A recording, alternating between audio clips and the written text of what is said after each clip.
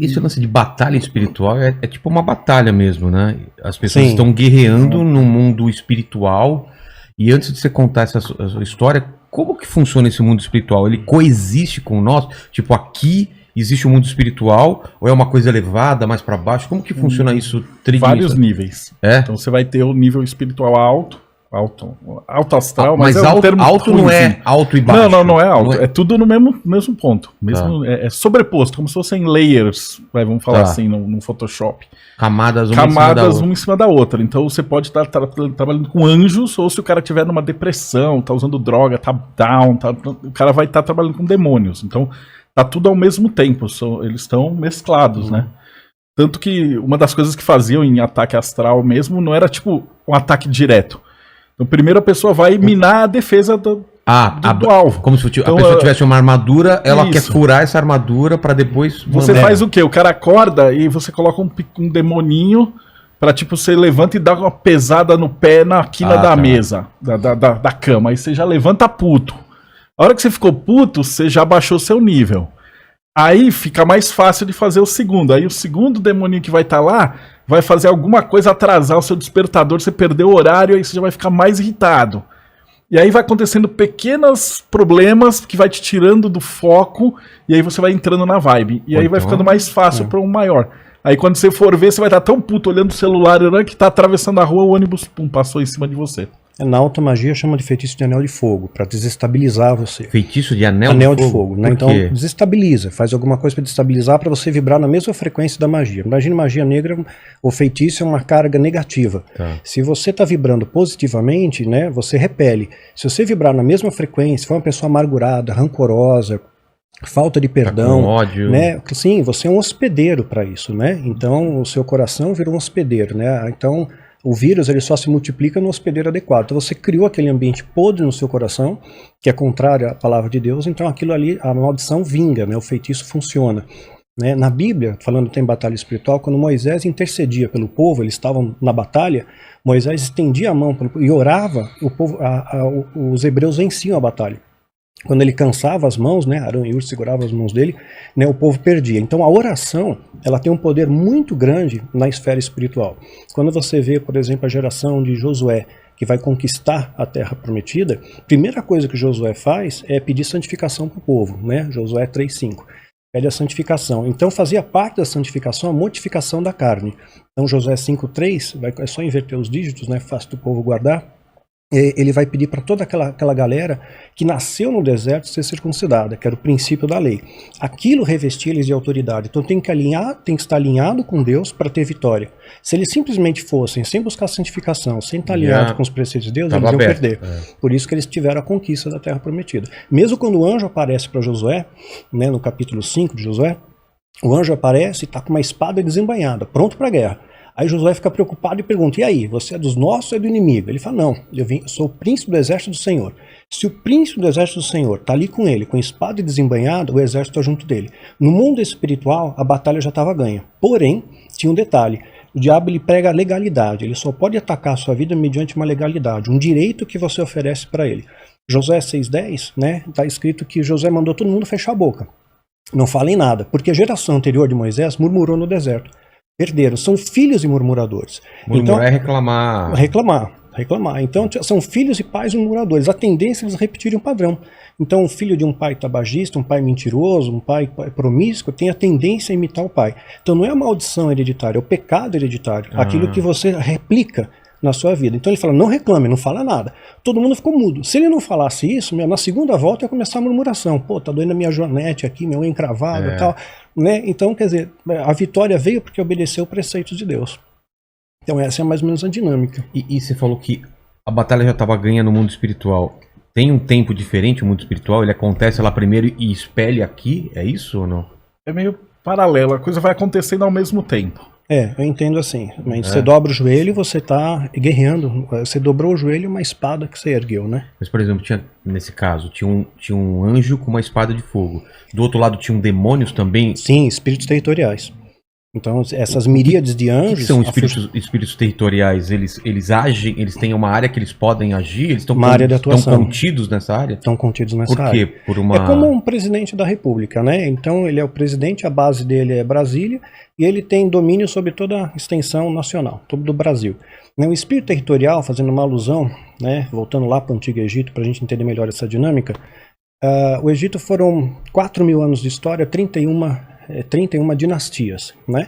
Nesse período, na quarta dinastia, construíram as pirâmides, Quéops, Khafre e Miquerinos. A partir da construção das pirâmides, começaram a entrar os espíritos territoriais, que foram portais, coisa que eu já falo no meu livro, Rastro do Culto. Pô, não, fala sobre isso, cara, isso abriram portais dimensionais. As pirâmides eram tipo portais? Sim, portais dimensionais. A arquitetura, o planejamento, a posição, localização perfeita.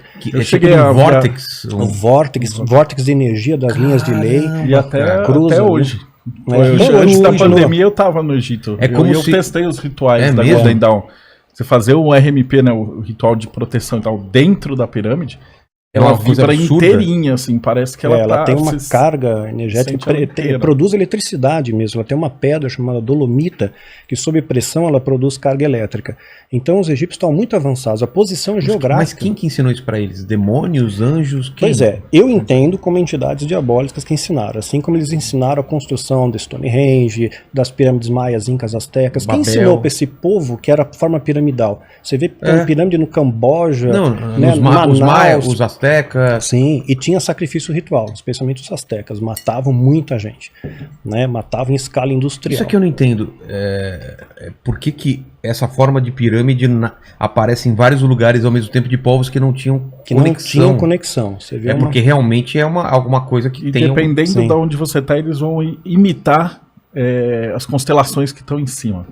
Por exemplo, aqui no as México... três mais famosas, elas imitam Orion. Ali as três... O que é imitar Orion? Do jeito que está no céu, reflete embaixo. Eles estão na mesma posição. Se você pegar o mapa do céu... Sei. E olhar embaixo, as pirâmides estão na mesma posição. E aí você vai olhando, então tem serpentes, aquelas do Camboja, se eu não me engano, Draco, serpentes. As do México também são outras constelações. Mas isso é que eu não entendo, por exemplo, são portais. Isso é uma quebra da lei espiritual, é uma brecha, eles acharam uma brecha de atravessar, por isso... Encontraram um meio de se locomover. Porque no começo da criação, veja bem, toda a minha âncora é bíblica. Né? Eu não posso falar nada fora da Bíblia que eu vou estar errando. Né? Então, quando Adão e Eva foram criados por Deus, eles estavam num local chamado paraíso. Ali estava também Satanás, que faz uma alusão à serpente. Certo. Então, ele não tinha... Por que Satanás estava junto com os filhos queridos de Deus? Você tem um motivo isso? Ele caiu também, né? Por causa da rebelião nos céus. E ele estava ali, só tinha uma regra, cara. Só uma regra. Hoje não era nem os 10 mandamentos, era uma regra. Não come dessa árvore. Só isso. O resto você faz o que você quiser. Então, tinha que ter uma aprovação. E caíram lá no canto da sereia.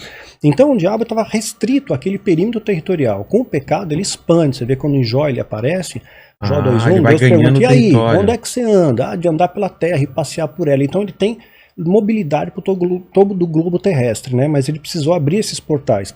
Desde a Mesopotâmia, ensinam a fazer construções, né, muito bem específicas que os deuses, eles acreditam que os deuses são verdadeiros demônios, ensinavam eles, né? Os sumérios, os babilônios, né? E aí pela história você vai vendo essas entidades se mobilizando. Agora no Egito, só abrindo rápido parênteses, para concluir a sua pergunta. Não, é isso que eu quero saber, mais do Egito mesmo. Então, haviam 3 deuses tutelares, 3 deuses mais importantes no Egito, Osíris, Ísis e Horus. Eram adorados, a cabeça do... eram assim, adorados em toda a extensão territorial do Egito. Então, eram espíritos territoriais plenos, absolutos. Tinha o Anubis, que presidia os rituais de mumificação, né? Visualmente, como que era o Anubis? Anubis é a forma de um chacal. De um chacal. Né? E tem uma entidade curiosa que ela apareceu na 5ª dinastia, que é o Amon-Ra. E ele fica presente até. Você lembra? Tinha um desenho até. Lembro. Né? O Amon-Ra. Mun-Ra, né? Mun-Ra, isso, eu lembro disso. O que é? Eu não lembro. Eu não lembro, eu sei que ele tinha uma voz toda das trevas assim. Exatamente. Transforma essa forma decadente em Mun-Ra. Mun-Ra, É meio baseado nessa ideia do... Aí você vê na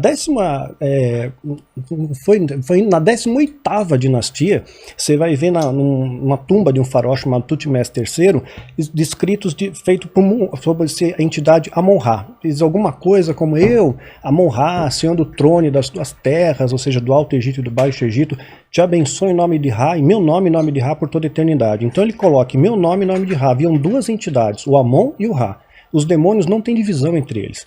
Não existe facção, né? X, facção Y. Não tem eles hierarquia? estão todos unidos, tem hierarquia. Mas eles trabalham juntos. Né? Não tem divisão. Ah, não tem? Não tem, né? Pelo menos na seita satânica que eu fiz parte, não tinha divisão. Tava todo mundo... Não existia a ala pentecostal, a ala tradicional, né? Não tinha isso, né? Era uma coisa linear. Era a mesma doutrina, o mesmo escopo para todo mundo. Então esses espíritos territoriais, eles permeavam no Egito porque eles eram adorados ali, tinham rituais de adoração a eles. Não eram permitidos para eles se eles quisessem ir para a América do Sul, por exemplo? Não, eles eram territoriais. Mas cada um ali. tinha o seu. Na América do Sul você tinha outros deuses. Tem que ver assim, cada povo tinha os seus espíritos, seus deuses, seus principais poderes de adoração, né? E aí era engraçado que os deuses de cada religião era o demônio da outra religião. Por exemplo. Então os Asuras e os Madras, eles estavam ali onde é a Turquia hoje. Então, para os Asuras, se você for ver pelo ponto de vista da Índia, os caras eram anjos. E pelo ponto de vista da Turquia, eles eram demônios. Tem o mesmo nome. E os outros eram demônios para um e anjos para o outro. E o povo tá em briga até o dia de hoje, né? Então a gente vai ter um monte de relato de anjo, demônio ensinando coisa. Eu queria entender mais essas coisas de portais que vocês estavam falando, tipo Stonehenge, pirâmides. No globo terrestre tem quantos? Milhares ou dezenas? Não, acho que centenas. Centenas. Tem os maiores e os menores. Eles formam as linhas de lei. Isso. São linhas que é praticamente como se fossem os chakras humanos, só que no planeta. Então você vai ter ali Stonehenge. O que acontece é que na Europa, hoje em dia, a maioria de onde era pontos de pedra, a igreja foi lá e derrubou e construiu uma igreja em cima. Mas quebra então, esse portal ou continua? Não, eles aproveitavam. Ah, tá. Então eles chegavam, você tinha lá um portal de pedra que você usava, a igreja ia lá e pegava, derrubava tudo e construía uma igreja no exato mesmo ponto. Porque sabia que tinha tinha ali um ponto energético. Então, na Europa é fácil de traçar tudo. Aqui no Brasil é muito difícil, porque os jesuítas chegavam, derrubavam as pirâmides que tinha, os pontos de pedra, e não construíam nada no lugar. Então, os Piabiru, todos os pontos de pedra, perdeu-se Sobraram tudo. Pirâmides em Manaus, Amazonas. Amazonas tem pirâmides lá, no meio da floresta. Tem, meio da e no sul tinha. Não deixam ninguém chegar perto, cara. Tem um documentário que eu vi, cientistas, arqueólogos, fotógrafos tentaram chegar perto, eles dizem que tem índios hostis, que você não pode se aproximar, e outros que insistiram foram assassinados. Teve um fotógrafo que foi assassinado, um cientista também. Ele conseguiu chegar mais perto através de um rio, fotografou, na volta afundaram o barco dele e ele morreu. Porque tá no meio da mata e a mata é fechada. E no sul os caras destruíram as pirâmides. Porque elas eram construídas com aquelas pedras que eram... Aquela pedra que é formada com concha e tal. E aí os fazendeiros falaram assim que, porra, se descobrirem essas pirâmides aqui, vão tomar as terras, vão transformar em patrimônio e tal. Então os caras desmontaram todas as pirâmides, rasparam, deram pra gado comer. Destruíram todo o patrimônio histórico Manaus, que a gente tinha. O Hitler acabou mandando tropas para lá. Você encontra na internet, dá uma googada. Sim, porque tinha alguma coisa que chamava a atenção de Hitler. E Hitler era um cara que farejava tudo que era oculto, tudo que tinha poder. Ele acreditava que eles eram descendentes de Aldebaran, de uma outra constelação, né? E ele tinha muito ocultismo no nazismo, né? O nazismo e o ocultismo tem muita coisa. Estavam tentando várias coisas, né? Sim, tentavam de tudo. Telecinese. Exatamente. Caramba, que doideira. Aí